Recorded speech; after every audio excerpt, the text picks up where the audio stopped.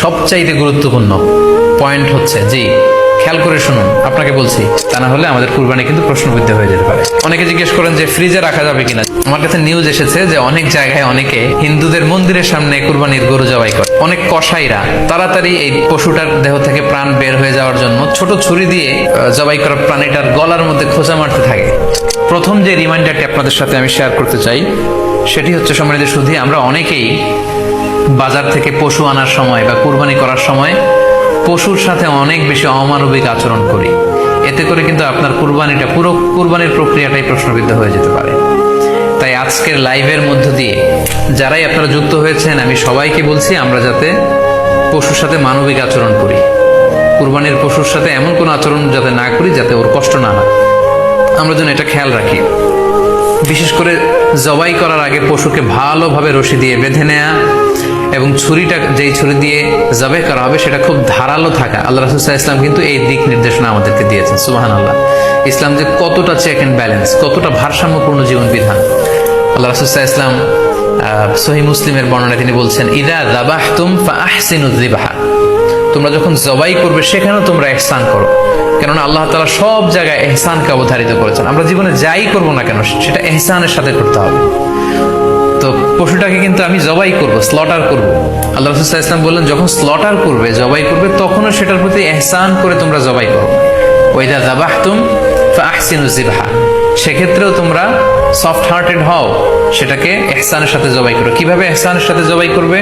ওয়ালিয়ুহিদ্দা আহাদুকুম শাফরাতাহু ওয়ালিয়ুরিহ যাবিহাতাহু, তোমরা তোমাদের ছুরিটা খুব বেশি করে ধারালো করে নাও, যাতে করে খুব স্মুথলি স্লটারিংটা হয়ে যায়, খুব স্মুথলি কুরবানিটা তাড়াতাড়ি হয়ে যায়, যাতে প্রাণীটার কষ্ট না হয়।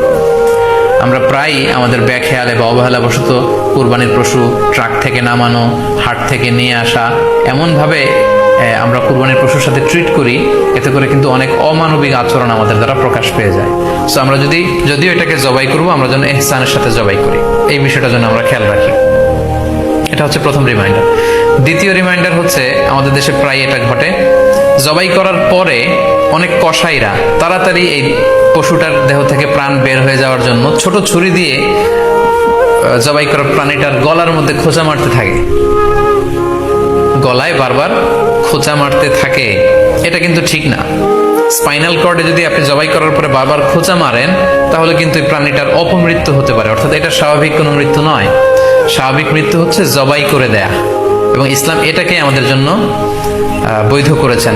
আমরা জানি যে পাশ্চাত্যে গরুর মাথায় বুলেট মারা হয়, অথবা ইলেকট্রিক্যাল শক দিয়ে ওটাকে হত্যা করা হয়, অথবা ভারী কোনো লোহার হাতুড়ি দিয়ে গরুর মাথায় আঘাত করে সেটাকে মারা হয়। কিন্তু ইসলাম এগুলোকে নিষেধ করেছে। ইসলামের বিধান হচ্ছে স্লটারিং করা, আপনি জবাই করে দিবেন। সেক্ষেত্রে আমার মনে হয় 10 থেকে 15 মিনিট যদি আমরা একটু ওয়েট করি, গরুর দেহ থেকে সবগুলো রক্ত কিন্তু বের হয়ে যাবে, ফলে এটার গোশতটা উপাদেয় হবে আমাদের জন্য। কিন্তু আমরা যদি তাড়াহুড়ো করে, বিশেষ করে অনেক কসাই ভাইরা রুহটা যাতে তাড়াতাড়ি বের হয়ে যায়, প্রাণটা যাতে তাড়াতাড়ি বের হয়ে যায়, জবাইয়ের পরে আবার ছোট ছুরি দিয়ে স্পাইনাল কর্ডে খোঁচা মারতে থাকে, এটা কিন্তু ঠিক না। এতে করে যেটা হয়, এটা স্বাভাবিক মৃত্যু হয় না, বরং অপমৃত্যু হয়ে থাকে। আমরা যখন কুরবানি করি তখন প্রাণীটার শ্বাসনালী এবং কণ্ঠনালী কেটে যায়, এবং তারপরে রক্তনালী, যেটাকে ইংরেজিতে বলে জুগুলার ভেইন, এই জুগুলার ভেইনটা যখন কেটে যায় তখন কিন্তু প্রাণীটা আর ব্যথা পায় না। গবেষণায় দেখা গিয়েছে যে যদি আমরা দেখি যে প্রাণীটা খুব ছটফট করে, লাফালাফি করে, কিন্তু আসলে সে ব্যথা পায় না। জুগুলার ভেইন যখন কেটে ফেলে তখন ব্রেইন তাকে স্পাইনাল কর্ডের মাধ্যমে হার্টে সিগন্যাল দেয় আরো বেশি পাম্প করার জন্য, আরো বেশি রক্ত পাঠানোর জন্য। ফলে দেহের সবগুলো রক্ত গলার ওই কাটা জায়গা দিয়ে কিন্তু বের হয়ে যায়।